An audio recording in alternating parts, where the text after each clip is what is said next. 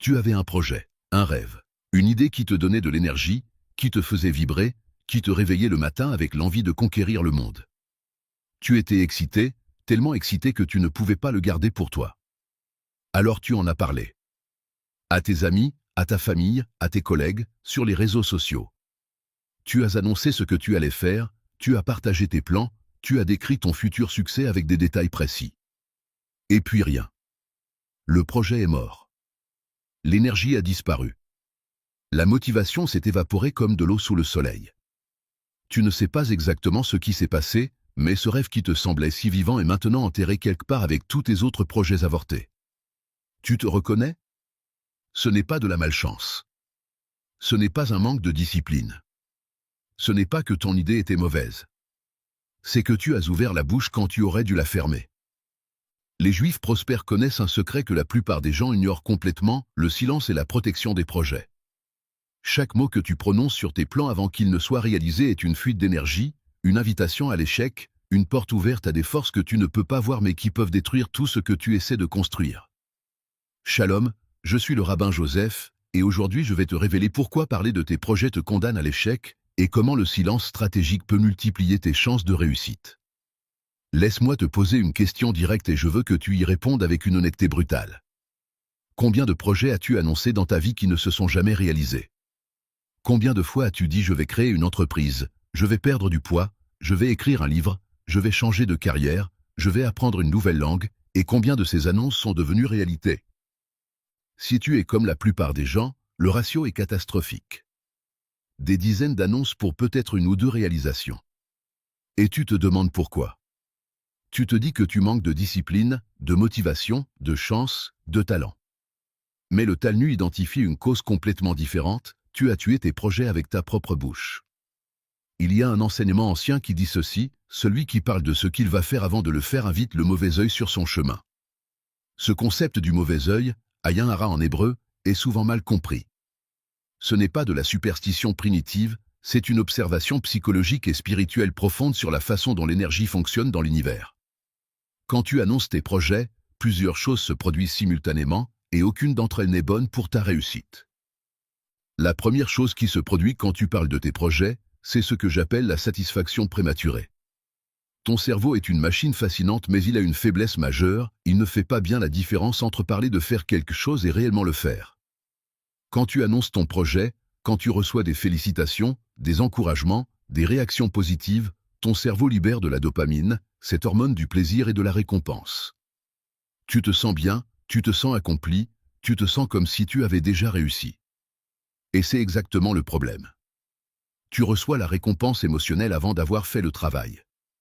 Ton cerveau pense que l'objectif est atteint parce qu'il a déjà reçu le sentiment positif associé à l'accomplissement. Résultat, ta motivation disparaît, ton urgence s'évapore, tu n'as plus cette faim qui te pousse à agir parce que tu as déjà mangé le dessert avant le repas. Des études scientifiques modernes confirment ce que le Talmud enseignait il y a 2000 ans.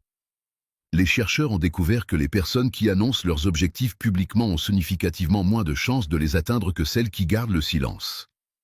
Le simple fait de parler de ce que tu vas faire diminue ta probabilité de le faire réellement. Tu as ressenti ça, n'est-ce pas? Cette perte d'énergie mystérieuse après avoir partagé un projet avec enthousiasme?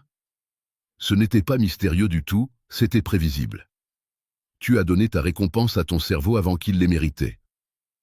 La deuxième chose qui se produit quand tu parles de tes projets, et celle-là est plus sombre, c'est que tu invites la négativité des autres dans ton espace mental. Écoute-moi bien parce que ce que je vais te dire va peut-être te faire mal, tout le monde ne veut pas que tu réussisses. Même parmi tes proches, même parmi tes amis, même parmi ta famille, il y a des gens qui seront menacés par ton succès, qui seront jaloux de tes ambitions, qui préféreraient que tu restes à leur niveau plutôt que de t'élever au-dessus d'eux. Je ne dis pas que ces gens sont mauvais. La plupart du temps, ils ne sont même pas conscients de ce qu'ils font. Mais quand tu annonces ton projet, tu leur donnes une cible. Leurs doutes, leurs peurs, leurs insécurités vont se projeter sur toi sous forme de commentaires négatifs, de questions décourageantes, de mises en garde bien intentionnées mais destructrices. Tu es sûr que c'est une bonne idée? Tu sais que 90% des entreprises échouent? Tu n'as pas peur de perdre de l'argent? Tu crois vraiment que tu peux faire ça? Mon cousin a essayé la même chose et il a tout perdu.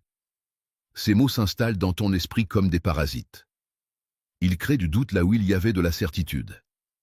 Ils plantent des graines de peur là où il y avait de l'enthousiasme. Et lentement, silencieusement, ils tuent ton projet de l'intérieur. Le Talmud enseigne que les paroles ont un pouvoir créateur et destructeur. Les paroles négatives des autres, même prononcées avec de bonnes intentions, peuvent littéralement détruire ce que tu essaies de construire.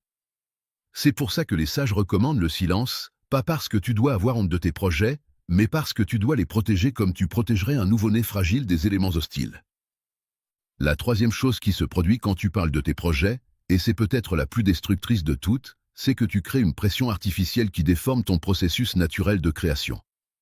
Quand tu annonces publiquement ce que tu vas faire, tu crées une attente. Les gens attendent maintenant que tu réussisses. Ils vont te demander des nouvelles.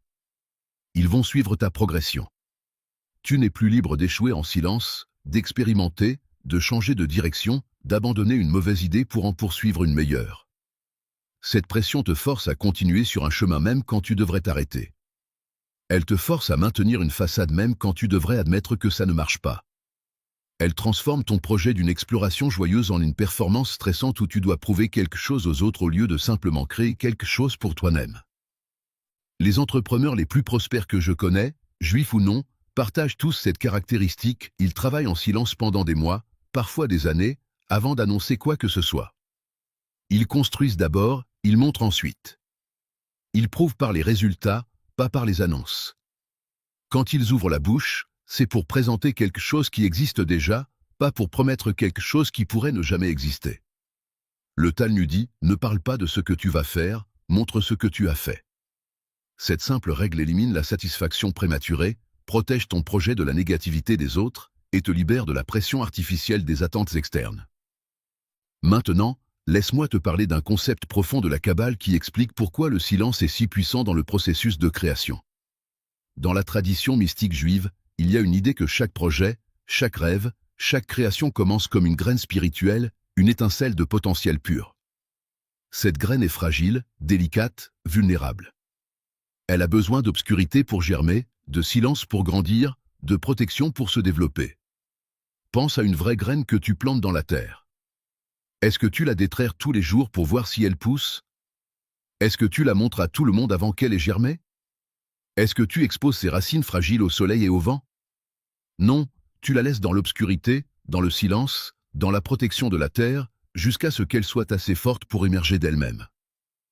Tes projets fonctionnent exactement de la même façon. Ils ont besoin d'une période de gestation silencieuse, un temps où ils sont protégés du regard des autres, où ils peuvent grandir sans être jugés, où ils peuvent se développer sans être exposés aux forces destructrices de l'extérieur. Quand tu parles de tes projets trop tôt, tu déterres la graine avant qu'elle soit prête. Tu exposes quelque chose de fragile et d'inachevé au monde extérieur. Et cette exposition prématurée tue la graine avant qu'elle ait eu la chance de devenir une plante, puis un arbre, puis une forêt. Le Talmud enseigne que la bénédiction ne repose que sur ce qui est caché aux yeux. Ce qui est exposé est vulnérable. Ce qui est caché est protégé. Ton silence n'est pas de la cachotterie, c'est de la sagesse. Ce n'est pas de la méfiance, c'est de la protection. Je vais te donner maintenant les 4 règles du silence stratégique que les Juifs prospères appliquent à tous leurs projets importants, 4 principes qui vont protéger tes rêves des forces qui essaient de les détruire. Première règle, ne parle jamais d'un projet avant qu'il soit irréversible. Attends d'avoir signé le contrat, d'avoir lancé le produit, d'avoir fait le premier euro de vente, d'avoir atteint un point où le projet existe indépendamment de ta motivation. Tant que ton projet dépend uniquement de ta volonté de continuer, garde le silence. Une fois qu'il a sa propre existence, sa propre inertie, sa propre réalité concrète, tu peux en parler parce qu'il est trop tard pour les forces négatives de le détruire. Deuxième règle, choisis avec une extrême précaution les rares personnes à qui tu parles. Si tu as absolument besoin de partager ton projet, choisis 1 ou 2 personnes maximum, des personnes qui ont prouvé leur capacité à te soutenir sans te juger, qui ont elles-mêmes réussi des projets similaires, qui comprennent la valeur du silence et qui ne partageront pas ton secret avec d'autres. Le Talmud enseigne qu'un secret partagé avec plus de 3 personnes n'est plus un secret. Protège tes confidences comme tu protégerais un trésor. Troisième règle, quand quelqu'un te demande ce que tu fais ou quels sont tes projets, apprends à répondre de façon vague sans mentir. Je travaille sur quelque chose d'intéressant. J'explore des opportunités. Je préfère ne pas en parler avant que ce soit concret. Ces réponses te protègent sans créer de conflit. Tu n'as pas à expliquer pourquoi tu gardes le silence, tu n'as pas à te justifier. Ton silence est ton droit absolu. Quatrième règle, utilise l'énergie que tu aurais mise dans les annonces pour la mettre dans l'action. Chaque fois que tu sens l'envie de parler de ton projet, canalise cette énergie dans le travail sur ton projet. L'excitation que tu veux partager avec les autres, transforme-la en carburant pour avancer. Le Talmud dit que l'homme sage parle peu et fait beaucoup. Deviens cette personne qui surprend le monde par ses réalisations au lieu de l'ennuyer avec ses annonces. Je vais te raconter une histoire vraie qui illustre parfaitement le pouvoir du silence stratégique. Dans ma communauté, il y avait deux jeunes hommes qui voulaient créer une entreprise dans le même domaine, à peu près à la même époque. Ils avaient des idées similaires, des ressources similaires, des compétences similaires. Le premier, appelons-le Nathan, était enthousiaste et bavard. Il a annoncé son projet à tout le monde. Il en parlait à chaque repas de famille, à chaque réunion entre amis, sur tous les réseaux sociaux. Il recevait des félicitations, des encouragements, des conseils de gens qui n'avaient jamais créé d'entreprise de leur vie. Il passait plus de temps à parler de son projet qu'à travailler dessus. Le deuxième, appelons-le Élie, était silencieux. Personne ne savait ce qu'il faisait. Quand on lui demandait, il répondait vaguement qu'il explorait des opportunités. Il travaillait le soir et les week-ends, seul, sans rien dire à personne. Certains le trouvaient mystérieux, d'autres pensaient qu'il ne faisait rien d'intéressant. 2 ans plus tard, Nathan n'avait toujours pas lancé son entreprise. Il avait eu trop de doutes, trop de conseils contradictoires, trop de pression des gens qui attendaient des résultats. Son projet était mort, enterré sous les paroles et les attentes des autres. Élie, lui, a lancé son entreprise sans prévenir personne. Un jour, il a simplement annoncé que son produit était disponible à la vente. Les gens étaient stupéfaits. Ils ne savaient même pas qu'il travaillait sur quelque chose. Son entreprise a prospéré parce qu'il avait eu le temps de la construire en silence, de faire des erreurs en privé, de perfectionner son offre sans la pression du regard des autres. Le silence d'Élie n'était pas de la faiblesse ou de la méfiance. C'était de la sagesse stratégique. Et cette sagesse a fait la différence entre l'échec et le succès. Récapitulons ce que tu as appris aujourd'hui, parce que ce principe du silence peut sauver tous tes futurs projets de l'échec prématuré. Parler de tes projets avant de les réaliser te condamne à l'échec pour 3 raisons: la satisfaction prématurée qui tue ta motivation en te donnant la récompense avant le travail, la négativité des autres qui plantent des graines de doute dans ton esprit, et la pression artificielle qui déforme ton processus naturel de création. Les 4 règles du silence stratégique sont: ne jamais parler d'un projet avant qu'il soit irréversible, choisir avec une extrême précaution les rares personnes à qui tu te confies, apprendre à répondre de façon vague quand on te pose des questions, et transformer l'énergie des annonces en énergie d'action. Le silence est la protection de tes rêves. L'obscurité est le terreau de tes projets. La discrétion est l'arme secrète des gens qui réussissent vraiment. À partir de maintenant, je veux que tu prennes une décision radicale. Le prochain projet que tu démarres, tu n'en parles à personne.